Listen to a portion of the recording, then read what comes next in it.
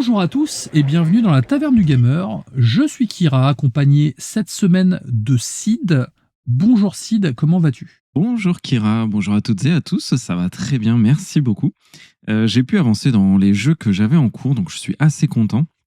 J'ai terminé God of War Sons of Sparta, tu Ouais. sais le Metroidvania qui a été Shadow Drop au dernier State of Play. Je l'ai terminé, je suis en route pour le platine et j'en parle du coup la semaine prochaine. C'est ma chronique de la semaine prochaine. J'ai fini de poncer pour de bon cette fois-ci Zelda, tu sais, le Musso, là, la guerre des sceaux. Ouais. Donc pareil, ça arrive tout bientôt en chronique. Enfin bref, je termine ce que j'ai entrepris, c'est plutôt cool. Et j'ai commencé Pokémon Pokopia hier soir, tu sais, le cozy game dont Dragon Quest Builder / Animal Crossing. Oui, c'est les mêmes créateurs. Je sais pas, peut-être que c'est le même studio en effet, je me suis pas trop rencardé, mais Ouais, si, c'est le même studio. bah écoute, les similitudes en tout cas se font sentir. Et voilà, c'est addictif, je comprends en tout cas l'engouement actuel. Et bah, j'en parlerai du coup avant l'été, j'espère. Ça prend pas mal de temps ce genre de petit jeu, mais c'est sympathique. Et toi, Kira? Moi j'ai pas fait grand chose cette semaine parce que j'ai été très très occupé niveau travail. J'ai malgré tout relancé Days Gone, Ah, mais on j'ai l'aime bien. réinitialisé, tu sais, tous les camps d'ennemis en fait, juste pour me balader et puis aller péter de l'infecté. Mhm. Donc j'ai été vraiment, voilà, pour le coup j'ai fait que ça. C'est dans le thème de l'émission et de la Voilà, semaine. j'ai fait que ça. Voilà, si je me suis remis sur Mythic Quest, le festin du corbeau, Ah, excellent. que je J'avais regarde. chroniqué il y a longtemps. Voilà, tout à fait, en famille. Et en fait, je m'aperçois que je m'étais arrêté à la saison 2. Et il y a 4 saisons maintenant. Ah, bah je fais comme Donc toi. je vais. Ouais, donc du coup, on a repris de zéro. Là, on est arrivé à la saison 2. Et ça reste toujours aussi cool. Surtout quand on connaît les rouages du jeu vidéo. Il y a des trucs qui font forcément sourire. Ouais, elle est vraiment chouette cette série, j'avais beaucoup aimé. Aujourd'hui, épisode spécial Resident Evil, Tout à ça vous fait. l'avez vu sur la miniature. Peux-tu nous faire le sommaire, ainsi que comment on fait plaisir à la taverne, tout ça? Exactement. Donc, les 30 ans de Resident Evil cette année, une saga assez culte. Donc, on va en parler, mais surtout sous le prisme de Resident Evil Requiem, qui va être la chronique de la semaine. Et ça, on ne peut pas y déroger. Il y aura une petite partie actualité en lien avec le jeu qui arrivera plus tard dans l'émission. On change un petit peu les habitudes. Et on commencera finalement par une petite rétrospective très rapide en mode top de 3 jeux qu'on veut chacun mettre en avant. Et on finira par un sujet hors sujet en lien avec Resident Evil, évidemment, donc qui n'est pas si hors sujet que ça. C'est Resident Evil Infinite Darkness, donc la série en 4 épisodes sur Netflix. Et comment nous faire plaisir, Kira? Vous pouvez nous envoyer des chèques ou des virements. Non, je plaisante. Alors, mon PayPal est. Ouais, le PayPal est. Non, évidemment, la Taverne du Gamer est gratuite. Et du coup, voilà, il faut nous soutenir en nous mettant 5 étoiles, en partageant nos épisodes, en vous abonnant sur les plateformes Spotify, Apple Podcast, Co. Enfin bref, votre soutien, il est important pour nous. Et voilà, c'est ça qui fait vivre et survivre la Taverne du Gamer. Du coup, on lance le générique et puis on attaque dans le dur direct. Allez, go.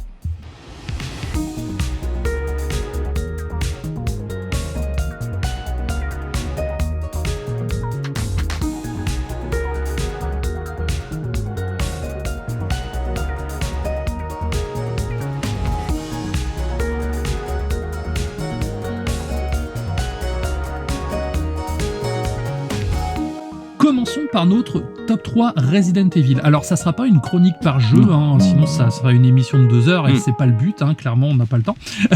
Donc, on va juste dire notre top 3, ce qui pourra aussi vous aiguiller sur notre ressenti par rapport à Resident Evil Requiem, du coup, qui est arrivé derrière.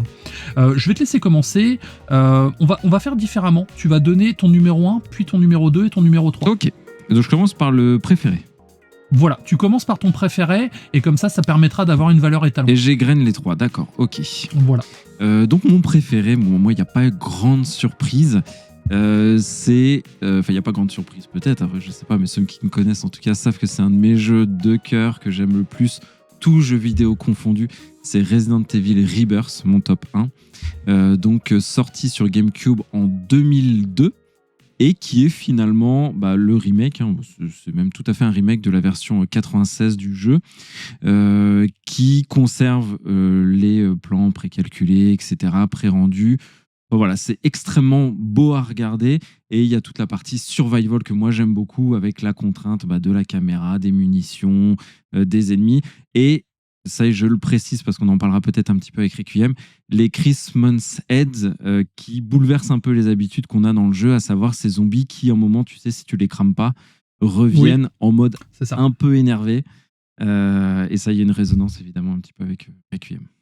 Ça, c'est une super bonne feature que j'avais bien aimé justement dans le Rebirth, en fait, parce que là où tu pensais à l'abri parce que tu connais le jeu, surtout quand tu as fait l'original, et ben en fait, non, pas du tout. Et ça, c'est vrai que c'est un gros plus. C'est là où le jeu, ce Rebirth est extrêmement intelligent, c'est qu'il va en effet casser un petit peu les habitudes qu'on a avec des poignées de porte qui finissent par se casser, ce qu'il n'y a pas dans le jeu original. Enfin, voilà, plein de petites choses. Il y a Lisa Trevor aussi qui est intégrée, qui est extrêmement bien intégrée avec une petite zone à elle. Enfin voilà, pour moi, c'est mon préféré en termes de survival, mais pas que Resident Evil, encore une fois, tout survival confondu. D'accord. Mon top 2 ? Ton top 2. Mon top 2, Resident Evil 4 Remake.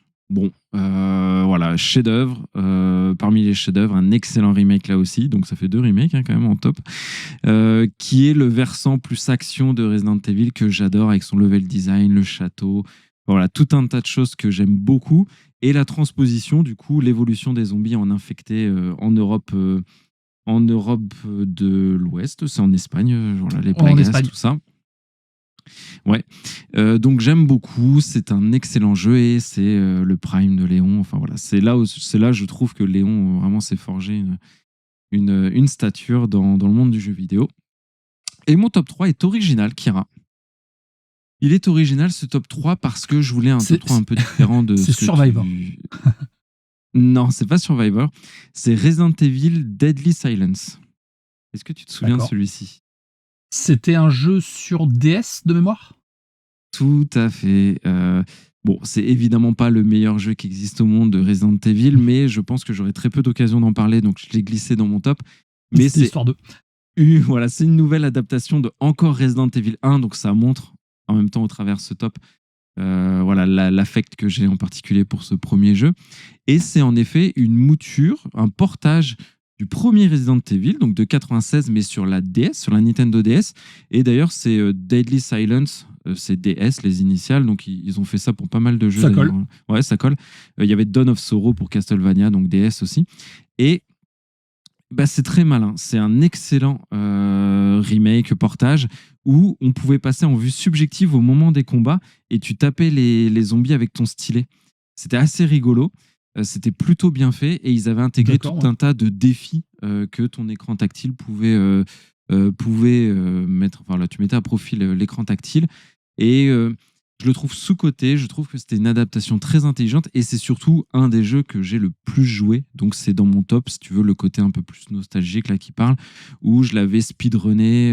J'avais fini le jeu en 45 minutes, je crois. Enfin vraiment, c'est un des jeux que j'ai le plus poncé dans les Resident Evil, étonnamment, parce que celui-ci, je l'aime énormément. Tu pouvais y jouer aussi beaucoup plus facilement à l'époque, hein, c'est l'avantage. Et exactement, je le trimballais un peu partout, donc j'avais mon Resident Evil qui me suivait partout, ce qui était assez fou quand même. Voilà. Donc j'aime énormément ce jeu, je le trouve sous-coté, c'était une façon un petit peu de le remettre en avant au travers de cette émission. Et toi, Kira, du coup, ton top 3 ? Alors, moi, mon top 3, donc je vais aller un petit peu plus vite que toi, parce qu'on a un élément de mon top est similaire au tien. Moi, en premier, c'est Resident Evil 2, mais le remake, en fait. Oui, tout à fait. Alors, pour plusieurs raisons. Déjà, j'aime beaucoup Resident Evil 2 de base, qui était avant mon épisode préféré, parce que le commissariat, parce que on avait cette sensation d'épidémie à grande échelle, en fait, et surtout le fait de jouer Léon, qui était un bleu, donc c'est sorti en 98, je crois, de mémoire. Je m'identifiais beaucoup plus facilement à ce personnage-là, parce que j'avais pas son âge, mais je me rapprochais de son âge quand même. J'étais quand même très jeune. Donc, ça changeait de Chris Redfield, tu sais, qui était pas encore la montagne de muscles qu'on connaît, mais qui était déjà un star. Donc, le mec, c'était pas Jules Clodo. Ouais. C'est ça. Et donc, avec Léon, j'avais quand même cette sensation d'apprendre de cet univers, en fait, ce qui m'avait beaucoup plu.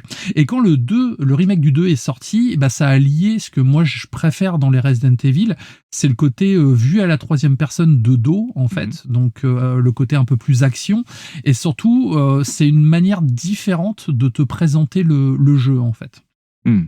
Alors, il y a un gros manquement sur Resident Evil 2, c'est qu'il n'y a pas les deux scénarios qui se répondent, et ça, pour moi, c'est dommage.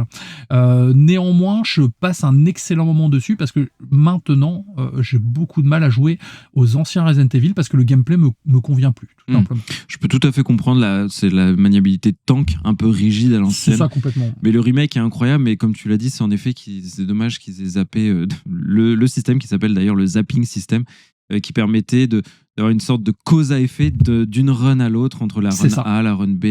Je sais pas pourquoi ils ont esquivé tout ça. Le jeu est devenu plus linéaire, en fait. C'était la force du jeu, et c'est dommage. Voilà. Il y a plus un côté film, et en fait, bizarrement, dans sa structure, il se rapproche plus de Resident Evil 4 au final. Donc ça fait un jeu plus homogène. Même si on peut jouer avec Claire, on refait quand même plus ou moins les mêmes choses que le run de Léon. Donc c'est plus un swap de personnages au final, malgré certaines scènes inédites, qu'une vraie nouvelle aventure. En numéro 2, c'est Resident Evil 4, comme toi. Donc je continue. Léon a bien grandi, il est devenu archi charismatique, et surtout, je ne pensais pas à l'époque qu'on pouvait, entre guillemets, quitter la logique habituelle des Resident Evil, donc la maniabilité tank, et quitter les zombies pour passer sur autre chose. Et le fait de me retrouver en Espagne, l'Espagne caricaturale vue par les Japonais, j'entends bien, mais le fait de me retrouver en Espagne, j'ai trouvé ça à l'époque très dépaysant. Et encore une fois, le 4 remake, pour moi, sublime le jeu de base. Je trouve même que ce jeu remplace l'original, en fait. Tant par sa maniabilité ou même par les petits ajouts qui ont été faits. Je préfère relancer le remake, même si je possède les deux, que l'original, et je me retrouve dans une vraie continuité avec le personnage de Léon, du coup. Ouais, parfaitement de ton avis, complètement. Et pour finir, donc je vais un peu spoiler ma chronique, le troisième, c'est Resident Evil Requiem. Pourquoi ? Alors déjà, pendant longtemps, ça a été Resident Evil Code Veronica. Mais j'ai relancé Code Veronica il y a peu, et il s'avère que même si le scénar me plaît toujours, je trouve que ce jeu a très très mal vieilli sur beaucoup d'aspects, notamment parce que tu sais, c'est plus de la 2D précalculée, on se retrouve sur des vrais environnements full 3D. Voilà. Et ça, je trouve que ça a vraiment mal vieilli, et surtout, il n'y a pas ce côté, cette patine qu'avait Resident Evil, en fait. Donc ce jeu a le cul entre deux générations. Ouais, je suis assez d'accord pour Code Veronica rapidement. Je le trouve pour le coup un peu surcoté, celui-ci, ou en tout cas on a un biais nostalgique assez fort, je trouve, avec ce jeu. C'est la nostalgie, je suis d'accord. Parce qu'il est incroyable sur plein de points, mais il a aussi beaucoup de défauts dans sa structure, dans les niveaux. Le jeu est long. Sont méchants. Sont méchants. Tu peux aussi softlock le jeu. Tu peux à la moitié te bloquer définitivement et pas finir ton jeu. Enfin, il y a plein de petites choses qui font que, rétrospectivement, en effet, c'est un des plus difficiles, je trouve, à jouer. Je suis complètement de ton avis. Tu vois, on n'en avait jamais parlé. Et l'histoire est géniale, Claire est top, mais il y a pas mal de mais, je trouve, dans ce jeu. Et surtout, Code Veronica, je trouve que c'est peut-être l'épisode de la série qui mériterait d'avoir un remake, en fait, tant ce jeu a vieilli, a le cul entre deux chaises. Donc, si j'étais sur du purement nostalgique, j'aurais mis Code Veronica. Mais entre-temps, Resident Evil Requiem est sorti, donc vous allez voir, le jeu n'est pas parfait, il y a quand même des défauts, mais ce que j'aime dans ce jeu, c'est que c'est une vraie continuité de Resident Evil 2 et Resident Evil 4, en fait. Donc pour moi, ces trois jeux-là forment une trilogie, la trilogie Léon, et ça m'a fait plaisir d'avoir ce Léon quinquagénaire, il reste encore beau gosse, l'enfoiré, hein, mais... et en forme. Et en forme, mais le visage un peu plus buriné et tout, qui garde un peu son éternel sens de l'humour, qui donne aussi un côté nanar à cette saga, et ça n'empêche que j'ai passé un excellent moment sur ce jeu, mais je détaillerai tout à l'heure. Tout à fait. Donc c'était notre top 3 Resident Evil. Donc si jamais vous voulez une spéciale Resident Evil un peu plus approfondie, n'hésitez pas à nous spammer sur les réseaux sociaux. Et là, bien sûr, on va peut-être vous organiser quelque chose, qui sait. C'était une petite mise en bouche, rien que pour vous faire envie, parce que c'est vrai qu'il y a beaucoup de choses à dire sur les différents aspects de la saga, sur l'évolution du zombie et du gameplay aussi, parce que le zombie a beaucoup évolué entre-temps. Et c'est, encore une fois, les 30 ans, ça a été Shinji Mikami aux commandes qui avait lancé Resident Evil pour adapter Sweet Home. Je ne sais pas si tu as vu ce film d'ailleurs. Ça a été un film d'horreur japonais qui a été adapté en jeu en 89, Sweet Home. Et c'était Yoshiki Okamoto et Shinji Mikami qui avaient voulu adapter ce projet-là, et c'est Resident Evil qui est arrivé. Enfin, il y a plein de choses à en dire. Donc voilà, si vous souhaitez un petit épisode sur Resident Evil vraiment plus approfondi, dites-le nous. Eh ben écoute, Sweet Home, le film me parle, mais je ne l'ai jamais vu en fait. J'en ai entendu parler plusieurs fois, Mais surtout oui. que là j'ai un petit peu fouillé dans les inspirations de Resident Evil dernièrement pour préparer cette chronique. Et c'est vrai que c'est un film qui me tente, mais je l'ai trouvé nulle part. Ouais, ce serait pas mal qu'on arrive à se le choper et le regarder. Et aussi, du coup, il y a eu un jeu vidéo, Sweet Home, en 89, qui serait intéressant de décortiquer aussi pour une spéciale Resident Evil qui arrivera peut-être un jour, hein. Une deuxième Ouais, qui spéciale, sait, du hein. coup. Ouais, teaser. Mm. Je propose de passer directement au test de Resident Evil 7 Requiem. 9. Comme ça, après, Resident Evil 9 Requiem, tout à fait. Et encore, Resident Evil 9, c'est pas vraiment un 9, hein, je vais développer plus tard. Avant de passer, du coup, sur tes news qui vont étayer un petit peu mon propos. C'est pour ça qu'on les met après. Exactement. Donc, petite musique pour se mettre en ambiance. Prenez le casque, mettez-vous dans le noir, un petit peu en mode ASMR, et on attaque.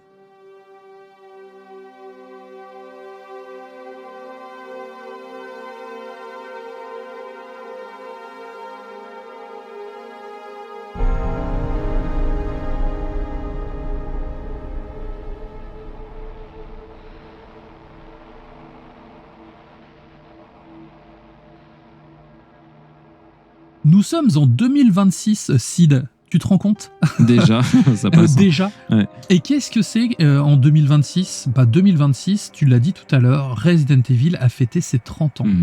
Donc 30 années de virus incontrôlables, d'expériences scientifiques douteuses et de héros marqués par leur combat. Et pour célébrer cet anniversaire, Capcom, contrairement à d'autres éditeurs, propose un jeu, Resident Evil Requiem, mais un épisode un peu particulier, car c'est un épisode qui est pensé plus comme un best-of de toute la saga que comme une simple suite. L'idée est simple, réunir ce qui a marqué la série, donc on va retrouver l'horreur lente des débuts, la tension plus viscérale de Resident Evil 7 et bien sûr de l'action spectaculaire popularisée par RE4 et bien sûr Resident Evil 6 dans une scène un peu particulière, tout à fait. Et donc je trouve que c'est intéressant en fait de faire un épisode best-of comme ça quand on a une saga aussi longue et surtout une saga qui a autant muté à travers les âges. Ouais, carrément. Après, tu l'as appelé best-of. Moi, j'aime l'appeler aussi medley. Mais on est complètement dans cette idée d'un jeu qui regroupe un peu toute l'ADN de la saga. Et ouais, c'est intéressant. C'est pour ça, d'ailleurs, peut-être qu'ils ont un peu éclipsé le 9 au profit de RE Requiem. Ça prend tout son sens. Surtout, est-ce que tu l'as vu le 9, toi, dans l'écran titre? Non, ça me parle pas. Mais y a... En fait, le E de Resident Evil, en fait, fait un léger 9 à un moment, mais c'est une frame. Il faut vraiment le voir, en fait. C'est pour ça qu'en jouant à ce jeu, j'ai longtemps cru que c'était un spin-off. J'expliquerai pourquoi tout à l'heure. Et donc, pour créer un nouvel épisode, donc qui va mélanger ces différentes approches, du moins mélanger, on va dire qu'il plutôt les additionne, c'est plus le constat que j'ai fait. C'est pas vraiment une suite, c'est ce que je disais, c'est plus un héritage de la saga. Et comme souvent, dans les projets de cette ampleur, le développement semble avoir connu plusieurs changements de direction. Le développement, quand même, a eu l'air assez compliqué, et au final, je trouve qu'ils s'en sont bien sortis, malgré tout ce qu'on avait pu entendre à droite et à gauche. Je sais pas si tu te souviens, il y a plusieurs rumeurs qui évoquaient des évolutions importantes pendant la conception du jeu. À un moment, il y avait même envisagé, une structure d'open world complète, avec de la coop. Donc une ville entièrement explorable, avec des quêtes secondaires dynamiques et une progression beaucoup plus libre. Heureusement, je dirais, cette idée n'a pas été concrétisée jusqu'au bout, mais quand même, le jeu propose aujourd'hui une zone semi-ouverte dans la section de Léon, et je trouve qu'on sent encore les traces de ses ambitions initiales. Certains espaces sont vastes, avec de larges rues et des zones ouvertes, mais ça donne presque trop d'air pour un survival horror. Je sais pas ce que t'en penses. J'allais le dire, ouais, pour moi, ce open world ne peut pas rimer avec survival, parce que le principe d'un survival, c'est d'instaurer une ambiance, de contrainte, de bien guider le joueur vers tout un tas d'événements qui va le surprendre et lui faire peur. Et d'ailleurs, on peut faire le parallèle avec la section de Léon, et t'en parleras après. Est-ce que c'est du survival ou pas? Mais en tout cas, je trouve qu'en effet, c'est tant mieux qu'ils aient abandonné cette idée. J'avais pas à l'esprit la rumeur. Mais peut-être que ça va donner une orientation sur ce que sera le Resident Evil de demain, parce que cet épisode best-of semble clôturer quand même tout un tas de choses, et notamment l'héritage, comme tu parlais, des 9 épisodes. C'est ça. Et du coup, on se retrouve avec un jeu hybride. Donc, par moments, c'est très maîtrisé. Par moments, c'est un peu plus hésitant. On va dire que c'est un peu over the top, même. C'est le projet over the top de la franchise. Parce que comment mêler, on va dire, additionner, faire une synthèse génétique du vieux Resident Evil et du Resident Evil moderne. Donc, c'est un projet quand même très compliqué. Ouais. Déjà, on va commencer par le prologue. Alors moi, c'est un prologue que j'ai beaucoup aimé. Je sais pas toi ce que tu en as pensé. Excellent. Le jeu se débute sur une scène de crime. C'est particulièrement marquant parce que l'ambiance est quand même glaciale, c'est silencieux, c'est très crado. Il y a de la saleté partout, des traces. Les détails environnementaux, d'ailleurs, sont juste magnifiques. Tout est mis en scène avec une belle précision. Et dès les premières minutes, on comprend que l'horreur sera plus intime avec Grace.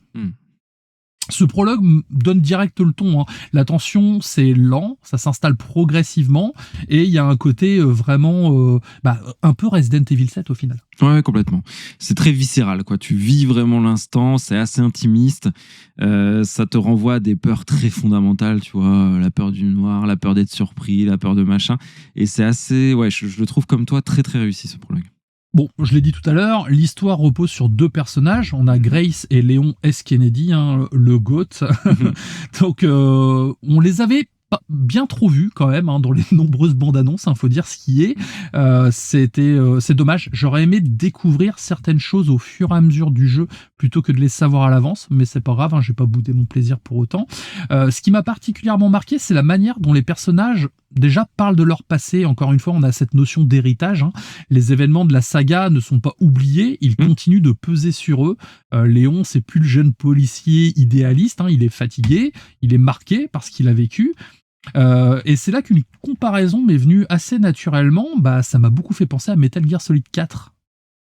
Alors je sais que tu l'as pas fait, non, pas mais impossible pour moi de ne pas penser à ce jeu lorsque Solid Snake retourne à Shadow Moses. Dans ce jeu, en fait, Snake revient sur le lieu emblématique de son passé, donc le premier Metal Gear Solid. Oui, il est plus vieux, il est malade, il est fatigué, il traverse les vestiges d'une époque révolue et chaque couloir lui rappelle un souvenir. Ah bah tiens. Et dans Resident Evil Requiem, lorsque Léon retourne au commissariat de Raccoon City, j'ai ressenti quelque chose de très similaire. Alors, je ne visite pas simplement un lieu iconique, je revis quand même une partie de l'histoire de la série. Et comme Metal Gear, toi j'allais faire un petit lapsus, et comme Resident Evil 2 est mon préféré, quand Léon observe certains endroits en silence, il évoque des éléments passés et il se souvient des personnes qu'il a perdues ou des personnes qu'il a croisées. Je repense à la scène avec l'armurier, par exemple. Et comme MGS4 est un de mes Metal Gear préférés, du coup, forcément, ça a un petit peu touché ma corde sensible. Le commissariat de Raccoon City, c'est le lieu qui a façonné ce personnage. Et je trouve que ce passage fonctionne très bien, vraiment, quand t'es dans le comico. Ouais, c'est pour moi un passage qui donne les frissons, la musique fonctionne toujours aussi bien. Et en effet, avec Léon, on revit ce qu'il a vécu. Il y a quand même un réel intérêt d'avoir fait les anciens épisodes, même si Nakanishi, le directeur du jeu, disait qu'on n'a pas besoin d'avoir fait les autres. Bon, là-dessus, je suis un peu plus mitigé, je trouve quand même. C'est pas une bonne porte d'entrée. Non, pour moi, tu passes quand même à côté du sel du jeu, rien que pour son côté medley, héritage, best-of, tout ce que tu as évoqué qui est très juste. Et ouais, cette session où tu es dans le commissariat, waouh, tu revis. Vraiment, ça m'a dressé les poils, tu vois. J'en parle encore un peu avec émotion, et ouais, c'était génial. J'ai adoré. Alors, c'est du fanservice, on peut le dire, mais bien déjà, maîtrisé. C'est bien maîtrisé, parce que c'est légitimé déjà par les 30 ans de la saga. C'est un fanservice qui est assez chargé de mélancolie, c'est pas simplement des clins d'œil gratuits. Alors, malheureusement, en plus. Oui, tout à fait, c'est détruit, c'est ça le pire. Bon, il y a quand même des clins d'œil gratuits au cours du jeu que je ne spoilerai pas, mais globalement, je trouve que le fanservice marche bien dans ce jeu. Totalement. Au niveau du gameplay, on a 2 approches différentes. Donc on a Grace, où là on redevient la proie comme dans Resident Evil 7. Donc c'est la première partie du jeu. D'ailleurs, cette première partie est largement centrée sur elle. On a environ 80% de Grace et 20% de Léon. Avec elle, on est vulnérable. Les ressources sont rares, l'inventaire est limité. Chaque balle compte, encore une fois. Elle a du mal à tirer, donc combien de fois... Tu vises à côté. J'ai visé à côté, tu sais, à un moment tu récupères un gros flingue et je vois un mec arriver en face, je tire, la balle elle passe à côté, j'avais que 2 balles. Ah, le Requiem. Merde, je vais retirer une deuxième fois, bim, la balle elle part dans l'autre sens. Je suis ah là là, putain, j'étais dégoûté, mais du coup ça colle bien. C'est parce qu'elle tremble un peu justement. C'est ça. Et ils ont reproduit un vrai sentiment qui existe dans la panique où on a du mal à viser, il y a le poids de l'arme, etc. Mais on sent le poids de l'arme, c'est ça qui est fou. C'est très bien fait en effet, ça colle parfaitement avec Grace du coup. Et puis avec Grace, on doit choisir ce qu'on emporte. L'inventaire est très limité, il faut se cacher, il faut écouter. Le plus souvent, il faut fuir. On cherche pas à attaquer les zombies en frontal. À l'ancienne. Et c'est là, à l'ancienne. Et c'est là que le level design est excellent. Donc comme souvent dans la série, les environnements sont construits avec des boucles et des raccourcis intelligents. Les zones finissent par se reconnecter entre elles de manière cohérente. J'ai malgré tout sur cette scène-là 2 petits points négatifs. Déjà, quand on a compris comment fonctionnent les ennemis, on se balade quand même un peu. Et la peur a tendance à s'effacer petit à petit. Donc ça, c'est la première chose. La tension a un peu baissé sur moi dans cette partie. Une fois que l'effet de surprise a disparu, j'anticipais vraiment beaucoup plus les moments dangereux. Et malgré cela, les 2 premiers boss sont excellents, en fait. Ils sont dérangeants, ils sont sales, ils sont même assez mémorables. Mais c'est pareil, une fois que tu as compris comment ils fonctionnent, du coup, tu as tendance à les fuir assez facilement. Et je sais pas si tu en parles à ce moment-là des zombies. Ouais, je vais en parler. Ok, bon, je te laisse continuer. Les zombies, justement. D'accord. Ok. C'est pour ça pas que très quand je loin. suis juste derrière, c'est juste derrière. Les zombies, vas-y, je te laisse en parler, puis moi je vais compléter. Non, voilà, les zombies, pour moi, c'est leur évolution. Encore une fois, c'est la très très très très très bonne idée de ce Resident Evil 9 Requiem. Alors que c'est celle qui me faisait peur et que je trouvais un peu bizarre, c'est les zombies, parce que le virus est un peu différent, enfin pour plein de raisons scénaristiques un peu tirées par les cheveux comme d'habitude. Et ils ont Resident Evil. Certaines réminiscences, voilà, de leur passé. Donc la femme de ménage va continuer à nettoyer les carreaux. Il y a un toquet de la lumière. Il y a un toquet si de la lumière et ils veulent l'éteindre. Voilà, si tu mets la lampe dans la face, ça va l'attirer. Enfin, tout un tas de choses. Il y a le cuisinier qui est un des premiers gros monstres zombies emblématiques. En tout cas, cette nouvelle évolution organique du coup du zombie qui se remémore un peu ce qu'il a fait. La chanteuse continue à chanter, à fredonner. Il parle aussi un petit peu. Il s'excuse.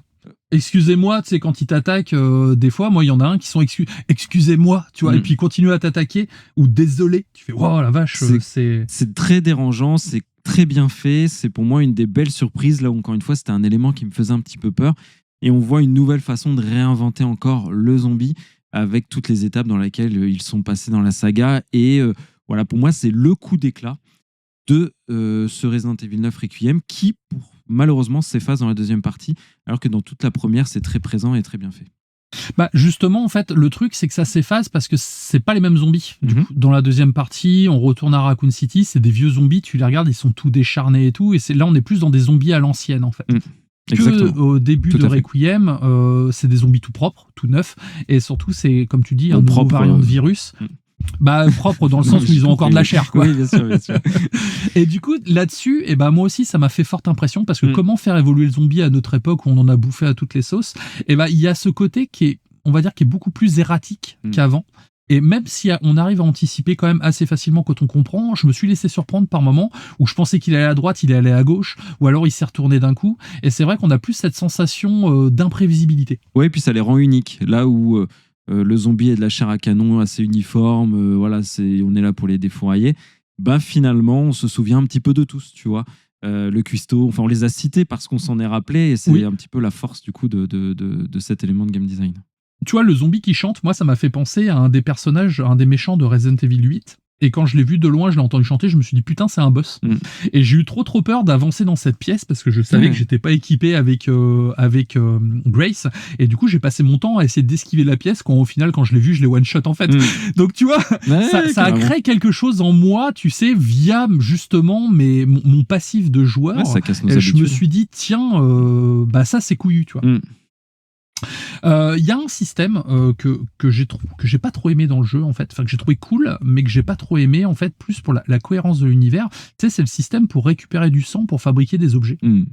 Donc sur le papier, l'idée est cohérente avec l'univers de la saga, tu prends du sang et puis tu peux lever tout, mais je trouve que personnellement ça m'a sorti de l'expérience. À ce moment-là, j'ai eu l'impression que le jeu me rappelait trop clairement que j'étais dans un système de jeu vidéo, un système de gameplay où la mécanique devient peut-être trop visible et je trouve que ça a cassé l'immersion chez moi. Ouais, après, je comprends surtout pour faire des munitions avec Mais en fait, de la c'est ça. ferraille et du sang. Après, créer, tu sais, les trucs qui te font éclater les zombies. Ça, c'est cool. Ça, c'est cool. Mais Ouais. je suis assez d'accord avec toi sur la partie créer. Même tu crées des soins, enfin, avec du sang. Tout ça, c'est un peu bizarre. Ouais. Donc, ils ont rajouté en effet des éléments de gamification pour donner un aspect particulier à Grace et son gameplay. Mais en effet, en termes d'immersion, je trouve pas ça incroyable. Je suis assez de ton avis. Bah, disons que moi je m'attendais, toi par exemple avec le sang, peut-être faire des balles spécifiques, tu sais, genre tu trempes tes balles dans le sang Ouais, ou quoi, carrément, pourquoi pas, carrément. ou utiliser des morceaux d'os de les ennemis, tu vois, on part dans le voilà, utiliser des morceaux d'os, pourquoi pas et tout, je dis ça aurait été cool. Et comme tu dis, fabriquer du soin, enfin des trucs, des armes chimiques, ça me paraît normal. Mais là-dessus, je me suis trouvé plusieurs fois à me dire, ouais, ok, c'est dommage, là j'avais un peu l'impression de jouer à un jeu d'arcade. Ouais, totalement. On va passer à la série Léon. Donc là, le rythme, on peut dire que c'est aux antipodes. Ouais. Hein. Ça n'a rien à voir. Là, ça change complètement. Les contrôles sont beaucoup plus fluides que ceux de Grace. Hein. Les combats sont aussi beaucoup plus fréquents.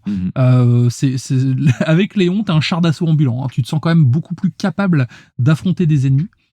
Dans la partie hôpital au début, enfin la petite clinique, on a Léon qui vient faire le ménage après une grosse scène de tension avec Grace et je trouve que ce rythme fonctionne bien en fait, ça permet de désamorcer un petit peu la tension latente. Je sais pas ce que tu en as pensé.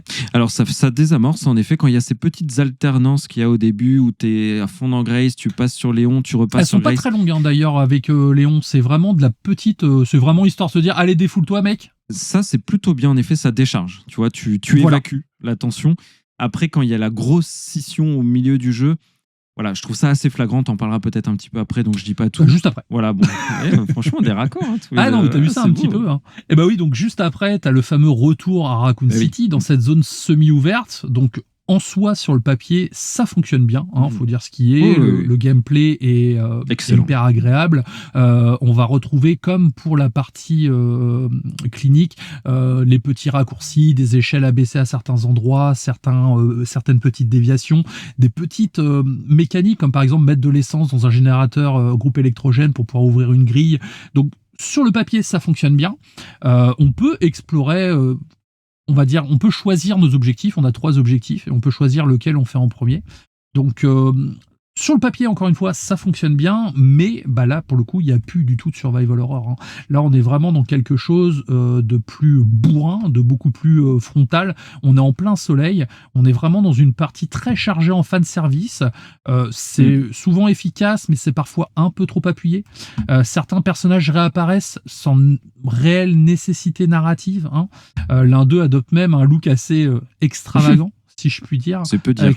Avec cette petite boucle d'oreille en croix là. Enfin, en soi, le look me gênait pas, mais la boucle d'oreille, c'était quand même un peu trop, hein, je t'avoue. C'est du pur Capcom hein, là-dessus, et je trouve que ça dénotait un petit peu avec le reste. À côté, cette partie-là, bah, c'est la partie, on va dire, la plus fun sur le papier. Pas en termes de jeu, parce qu'après, ça dépend de ce qu'on préfère, bien sûr. Mais on sent que les scénaristes se sont dit, là, allez, on va partir sur le plaisir nerveux des épisodes plus orientés action. Ça va arme à volonté. On va un petit peu attaquer tout ce qui bouge. On va retrouver toute la partie fan service de Raccoon City, la bombe, tout ce qui est tombé, on va dire, de voir les vieux bâtiments délabrés. Moi, c'est un passage qui a beaucoup fonctionné chez moi. J'ai trouvé que c'était assez efficace, mais c'est pas du Resident Evil. Eh ben écoute, tu m'as paraphrasé avant même que je le dise. En effet, moi, je suis un peu plus dubitatif sur cette partie-là, où je trouve que au début, comme il y avait une alternance assez maligne, etc., les gameplays se répondaient avec cette grosse scission au milieu de jeu et basculement total sur un Léon très présent avec un gameplay tout à fait différent.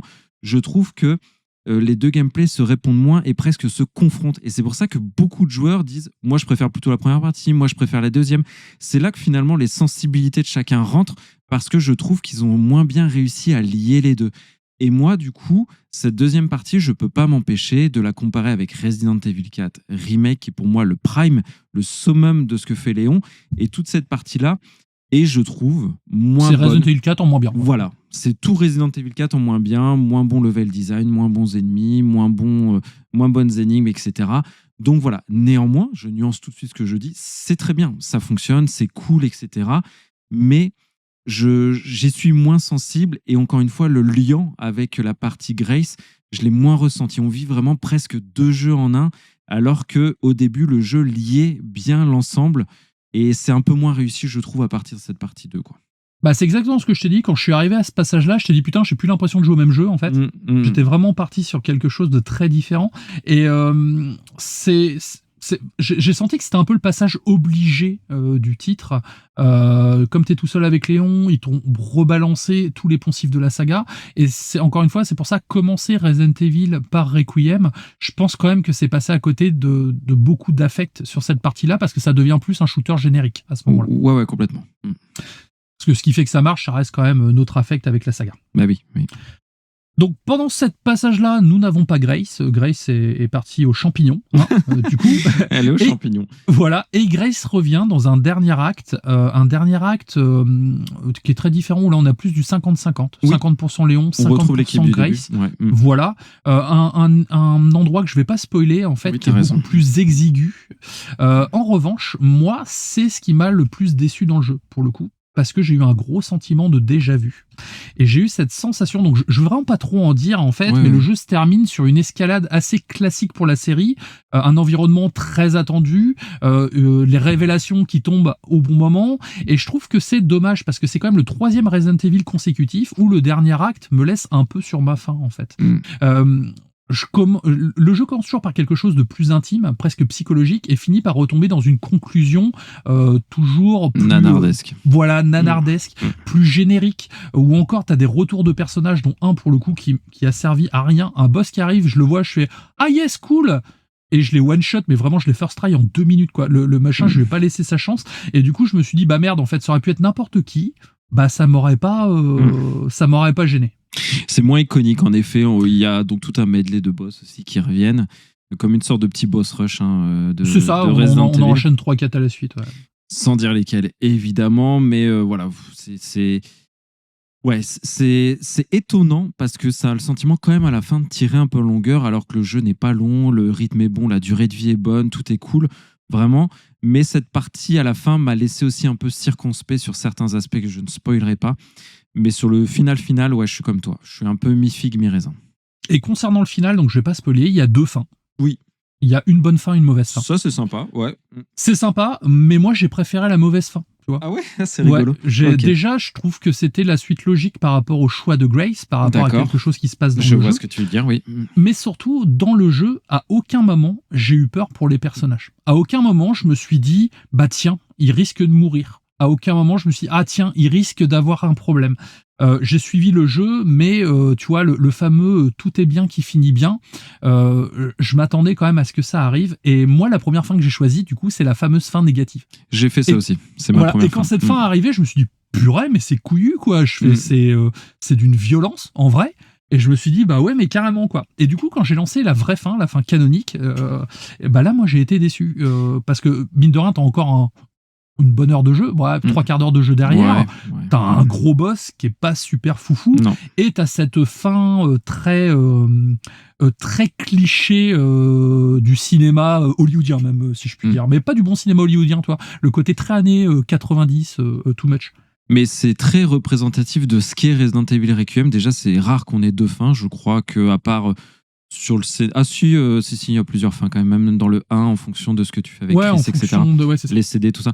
Enfin bref, mais c'est symptomatique où le jeu n'assume pas totalement vraiment, je trouve, les 2 parties pris des fins, tout comme il n'assume... Enfin, c'est pas qu'il n'assume pas, c'est qu'il propose. Il propose pour satisfaire un petit peu à tout le monde une fin cool, une fin moins cool, un gameplay action, un gameplay survival, 2 modes de caméra.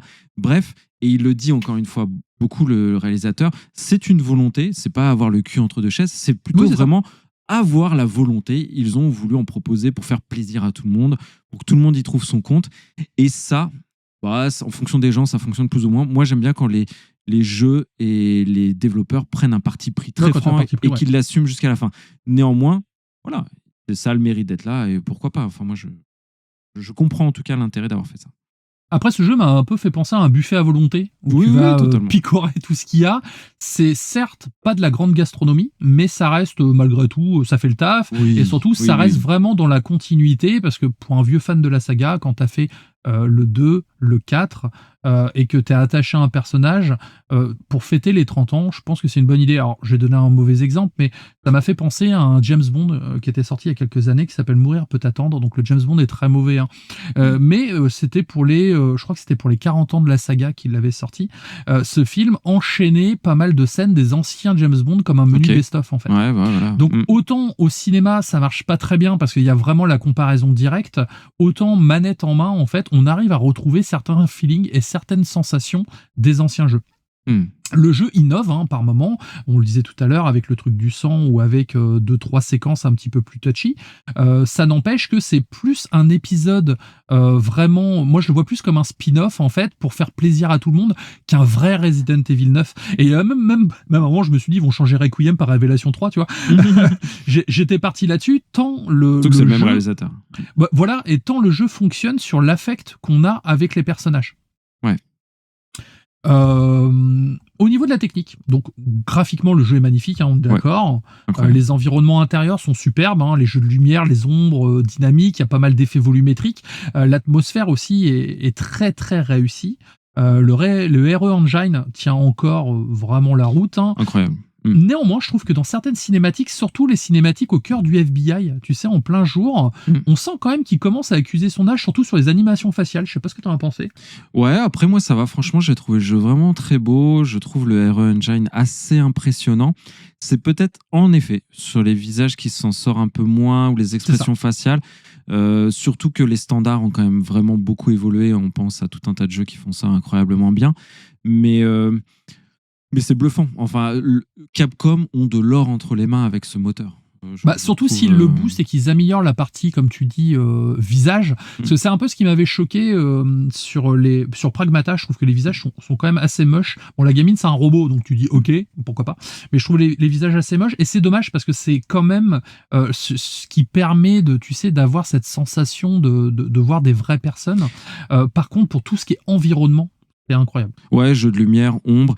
Et le moteur est hyper versatile. Il fait du FPS, il fait du TPS, il fait du survival, il fait du jeu d'action. Dragon's Dogma, on est un superbe exemple. Dragon's Dogma du monde ouvert, Onimusha, Beat'em All Action, Pragmata. Enfin voilà, c'est un moteur hyper versatile qui sait faire plein de choses. Ça, c'est quand même un gros point, mine de rien, et j'aimerais bien le tester sur PS5 Pro parce que je l'ai vu tourner sur PS5 Pro chez un pote. Hein, tu sens quand même que là, ça vaut le coup de passer à la caisse. Il y a un sacré gap.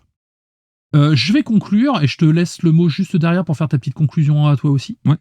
Resident Evil Requiem est un épisode imparfait mais sincère. Donc par moments il est trop prévisible avec des boss inégaux, un système de craft qui casse un peu l'immersion et un dernier acte assez décevant, mais ça c'est plus moi à titre personnel, ayant échangé avec des personnes sur Twitter notamment, eux ils ont beaucoup aimé ce dernier acte, mais je trouve que le jeu est sincère, donc il assume les deux visages de la série, la peur et l'action. Il ose confronter son héros à son passé, donc encore une fois comme Snake dans MGS4, il regarde en arrière sans renier totalement l'évolution de sa saga, car il passe vraiment par tous les stades, hein, de Resident Evil 1 en passant par le 6 et en s'arrêtant sur le 7 et 8, et après 30 ans, je trouve que Resident Evil arrive à un stade où il va quand même devoir se réinventer. Et je pense que c'est le bon épisode pour tenter cette nouvelle mue, en fait. C'est-à-dire là, maintenant qu'on a fêté dignement ses 30 ans avec ce style d'épisode, ça serait peut-être l'occasion de faire autre chose. Pourquoi pas avec un nouveau personnage? Pourquoi pas ressortir sinon des anciens personnages qu'on n'a pas vus de longtemps? Je pense à Claire, je pense à Jill. C'est des personnages que j'aimerais bien revoir passer la cinquantaine, ça pourrait être cool. Ou alors partir dans une nouvelle direction comme ils avaient tenté avec Resident Evil 7, avec de nouveaux personnages. Et là, faire quelque chose de neuf. Donc là, on arrive à un stade, c'est plus un point pivot, en fait, où on nous a donné le bouquet final de cette saga. Maintenant, j'espère du neuf. Je l'ai vécu comme toi. J'aime dans ce que tu as dit dans ta conclusion, la partie sincérité, parce que je trouve en effet que c'est un jeu ultra sincère envers les joueurs, envers la saga. Ce qu'il propose, il le fait quand même globalement toujours très bien. Moi, j'ai un peu nuancé, c'est vrai, parce que la deuxième partie m'a moins plu. Mais néanmoins, j'ai adoré le jeu. J'ai plus aimé du coup la partie Grace, pour encore une fois dans cet esprit malheureusement de les mettre un peu en confrontation. Et d'ailleurs, tu parlais des personnages féminins. Là, j'en veux un petit peu à Capcom, je trouve, parce qu'ils ont Jill, ils ont Grace, ils ont Rebecca. Pourquoi Grace en fait? Moi, j'aurais aimé que ce soit Claire, qui a pris un penchant un peu détective, ou Rebecca. Enfin, voilà, tu vois, je trouve qu'ils abandonnent un peu vite leur personnage féminin. Néanmoins, j'aime bien Grace quand même. Je la trouve plutôt cool. Je me suis vraiment attaché à ce personnage. Ouais, non, mais je la trouve plutôt cool. Mais en vrai, ça aurait été clair. Le jeu, franchement, ça aurait été fou, tu vois. Après, évidemment, elle est plus expérimentée, tout ça. Donc, il y a des éléments qui font que ça aurait été différent. Mais néanmoins, tout ce que j'en retiens, c'est sa générosité, son équilibre entre durée de vie, entre rythme, entre horreur, etc. J'aurais aimé plus d'horreur, mais ça, c'est personnel. Je trouve qu'encore une fois, il fait les choses bien. Et c'est le jeu parfait, best-of, pour clôturer, je trouve, 9 épisodes de la saga et repartir un peu comme tu l'illustrais avec un Resident Evil non numéroté qui repart à zéro, peut-être avec une nouvelle timeline, enfin tout un tas de choses à imaginer. Le Resident Evil de demain, je le vois comme ça, plus basé sur cet héritage, mais basé sur une nouveauté, quelque chose à construire avec les nouveaux joueurs, etc. Et ça peut être hyper stimulant et intéressant pour la saga. Je suis totalement de ton avis. Pour revenir sur la partie féminine, là, le problème, c'est qu'on a plein de personnages forts et j'ai un peu l'impression que ça devient des James Bond girls d'épisodes, en fait. Ouais, surtout Jill. Et surtout Jill, mais c'est quand même super dommage parce qu'au final, c'est quand même leur force d'écrire des personnages féminins très différents et très charismatiques. Et je comprends pas pourquoi ils nous ressortent sans arrêt Chris ou ils nous ressortent sans arrêt du coup Léon. C'est dommage. Ils abandonnent, je trouve, un peu leur perso féminin. Voilà. Capcom. Donc là, monsieur, madame Capcom, j'aimerais un Resident Evil Révélation 3 avec 2 personnages féminins. Ça serait cool. Pourquoi pas remettre un petit peu de coop ou quoi, mais jouer peut-être Jill et Claire, Rebecca ou Claire. Enfin, trouver quelque chose. On a déjà eu Jill dans Révélation 1, on a eu Claire dans Révélation 2. Donc ça serait peut-être l'occasion de faire un Resident Evil 9 version Révélation 100% féminin. Ça serait une bonne idée. Carrément. C'est la fin de ma chronique. Je vais te passer la main pour les petites newsettes sur Resident Evil Requiem. Et ensuite, on attaque avec ta chronique sur la série. Et oui, on a fait plutôt les actus à la fin parce que c'est des nouveautés, des actualités qui concernent Resident Evil 9. Donc déjà, qui rase 5 millions de ventes en 5 jours. Carton ça plein. Ça va. Là-dessus, Capcom, ils sont bien. L'un des meilleurs lancements, si ce n'est le meilleur lancement de la saga. Je crois qu'avant, c'était le 6. Donc il a cartonné le jeu, vente record, enfin voilà, il a tout défoncé, donc c'est très bien, on est très content et pour les célébrations c'est parfait. Et du coup Nakanichi, que j'ai cité déjà plusieurs fois, s'est exprimé sur une petite vidéo assez drôle en plus sur les réseaux et sur YouTube, où il expliquait un petit peu la suite. Il avait un t-shirt Ethan to Die, je crois, ou quelque chose comme ça. D'accord, ok. Ethan doit mourir, enfin un truc assez rigolo qui faisait référence à un mode de jeu ou un DLC, je sais plus, du 8, pardon. Ouais. Et il annonçait du coup un mini-jeu qui va arriver comme ils en ont l'habitude, tu sais, avec le mode mercenaire ou autre, qui va mettre en avant des personnages secondaires plutôt du jeu. Donc un mini-jeu orienté arcade comme ils en ont l'habitude. Donc ça va arriver en mai 2026. Et une extension, un DLC du coup narratif qui mettra en avant Grace et les mystères autour du projet Elpis. Donc on n'en dira pas plus pour pas spoiler, mais c'est pour répondre à quelques zones d'ombre qu'il y aura. Donc il faut s'attendre visiblement à un DLC plus axé sur ce personnage-là de Grace Ashcroft et un volet arcade avec un mini-jeu qui va arriver en mai. Sachant que moi, je suis plutôt friand des mini-jeux arcade de chez Capcom. Le mode mercenaire, je l'ai poncé. On a même fait ensemble des modes multi, tu sais, quand ils en sortaient. Ouais, je me souviens, ouais. RE-Verse et tout. RE-Verse, on en avait fait un autre aussi, je sais plus. Mais ça n'a jamais vraiment marché, leur truc. Non. Ce qui est cool, c'est que c'est malgré tout gratos. Ça te donne de la durée de vie dans le jeu. Et ils te font pas raquer comme des fous pour ces petits... Après, libre à nous en servir. Hein. C'est du petit bonbon, on va dire. Ouais, et puis là... L'intérêt pour Capcom, on sait qu'en mai, il y a un mini-jeu qui arrive, on sait qu'il y a un DLC qui arrive, qu'est-ce qu'on fait? On ne vend pas notre jeu.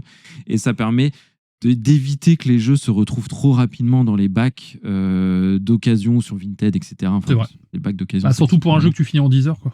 Et oui. Et donc, c'est pour ça que ça a été très malin de l'annoncer 1 à 2 semaines après la sortie du jeu et avec des échéances. Revendez pas votre jeu, en mai, il y a quelque chose qui arrive.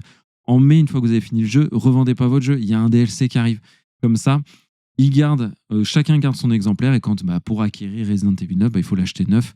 Donc voilà, c'est cette stratégie qu'adopte Capcom maintenant déjà depuis X années, plus de 20 ans. Déjà, c'était le cas sur les premiers Resident Evil, sur Onimusha, sur plein de leurs jeux. Et c'est plutôt cool. Donc on n'a pas fini de vous parler de Resident Evil 9 Requiem, je crois qu'il y a un. C'est clair, en plus, moi j'attends beaucoup le prochain DLC narratif. Voir qui ils vont nous mettre comme personnage. Et généralement, je suis pas déçu avec les DLC narratifs, même s'ils sont moins bons que le jeu. Je me souviens que les Ombres de Rose, c'était cool. Celui Separate Waves, c'était sympa aussi bien. également. Donc c'est pour ça, j'ai hâte de voir ce que ça va donner. Et peut-être qu'il y aura Ada, parce que c'est la première fois qu'on a Léon sans Ada. C'est vrai. Après, c'est bien qu'il la ramène pas aussi. C'est pareil. Je pense que là, c'était l'épisode centré sur Léon. Sinon, ça voudrait dire qu'elle est dans ses pattes tout le temps, tu vois. C'est une stalkeuse, en fait. La meuf toxique, ouais. La meuf toxique au possible et tout. Du coup, c'est parti pour ta petite analyse de Infinite Darkness, la petite série, la mini-série, on peut dire, de Netflix, en image de synthèse sur l'univers de Resident Evil. Exactement, mini-série, mini-chronique pour clôturer toujours sur Léon. Donc on vous laisse avec un petit peu de musique et on vous reprend juste après.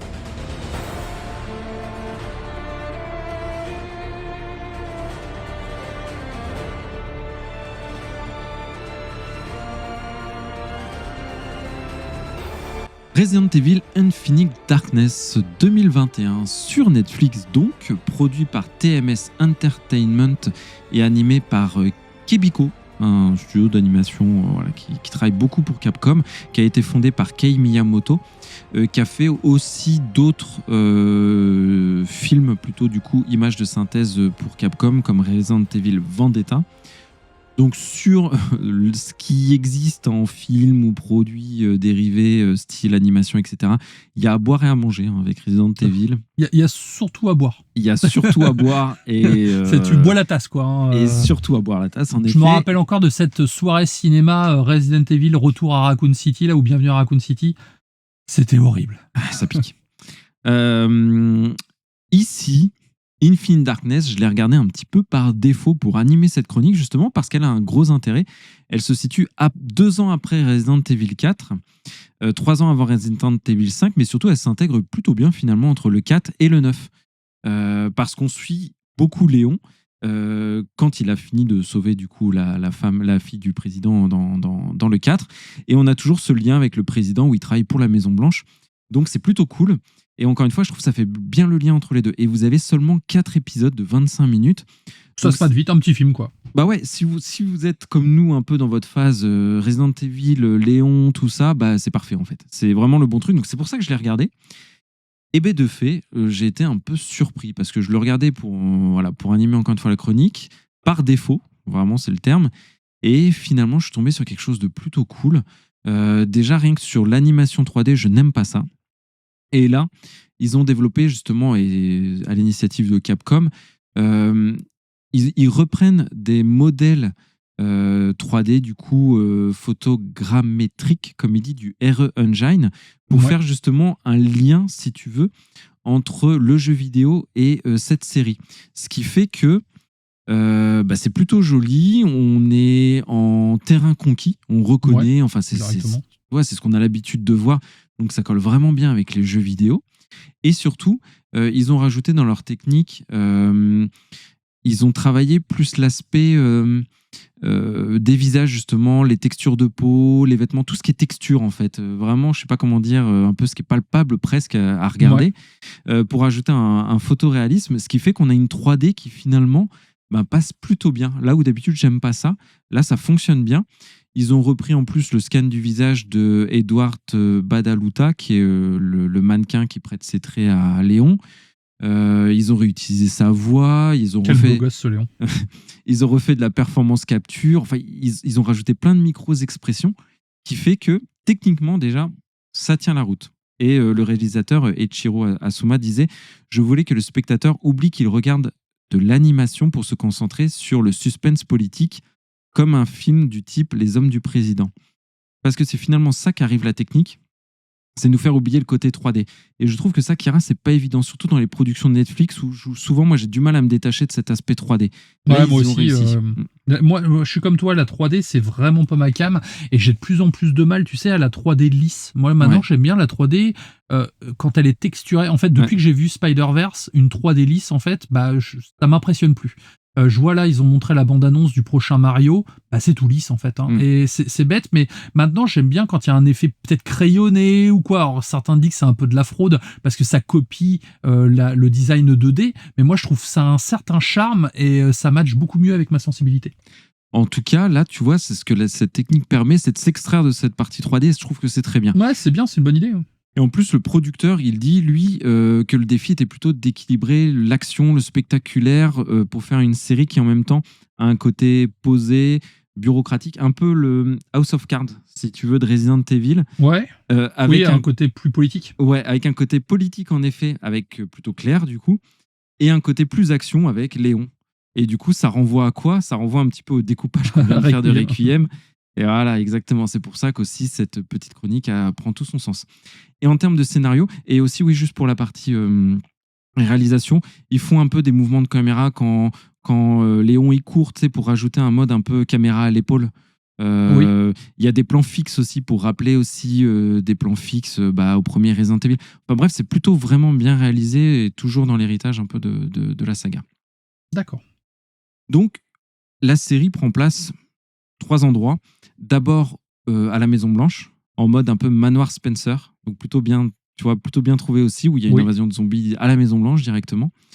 Elle prend place aussi l'action sur un terrain de guerre type malheureusement Afghanistan, c'est la période, avec une fausse pas principauté, mais une fausse nation Penamstan ou un truc comme ça. Bref, j'ai plus le nom en qu'ils tête. ont inventé pour Bon, ça c'est naze. Voilà, autant le dire. Il y a un défaut, je trouve, de cette série, c'est tout le traitement autour de cette truc fictif et tout. Après, c'était dans l'air du temps à cette époque-là, mais c'était la mode à l'époque. Voilà, ça a pas très bien vieilli.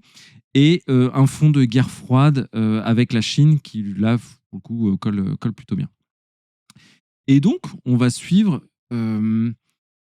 L'idée, c'est il y a une compagnie de soldats, les Mad Dogs, qui sont finalement une unité d'élite qui sont allés sur le terrain dans cette nation fictive et ils ont découvert les frasques du virus, virus T, du coup des zombies, etc.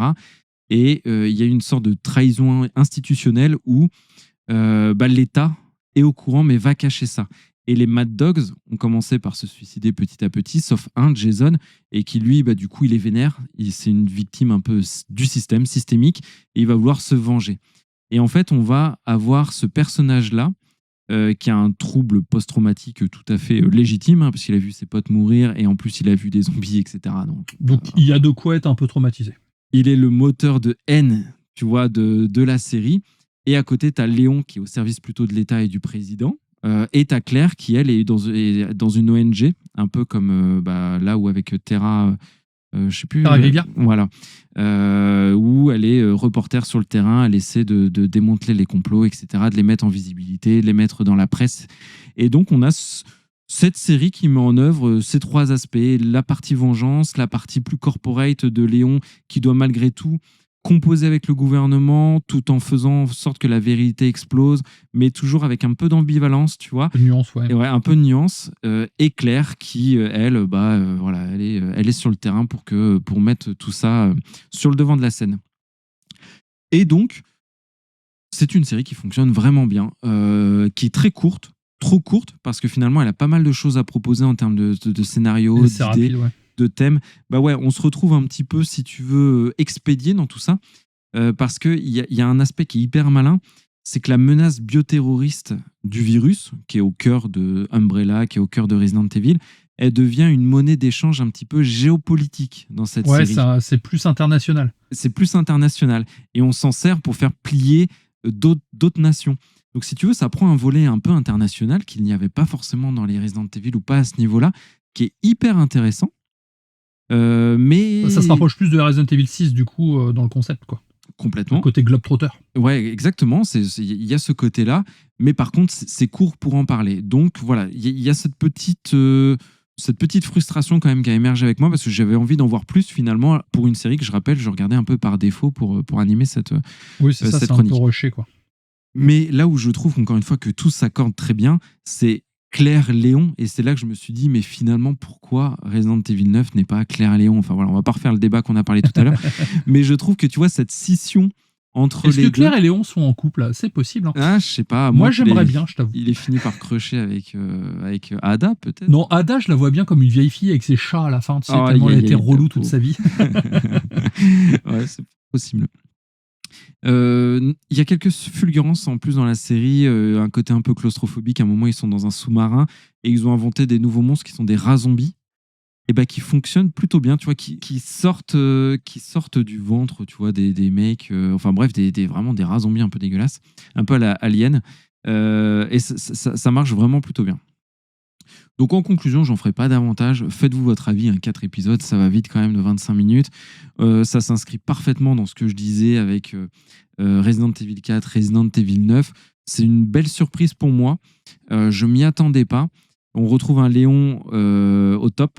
On retrouve un Jason, le gars là qui a son PTSD, là, le post-traumatique, un peu énervé, qui tombe un peu dans le cliché mais qui fonctionne bien.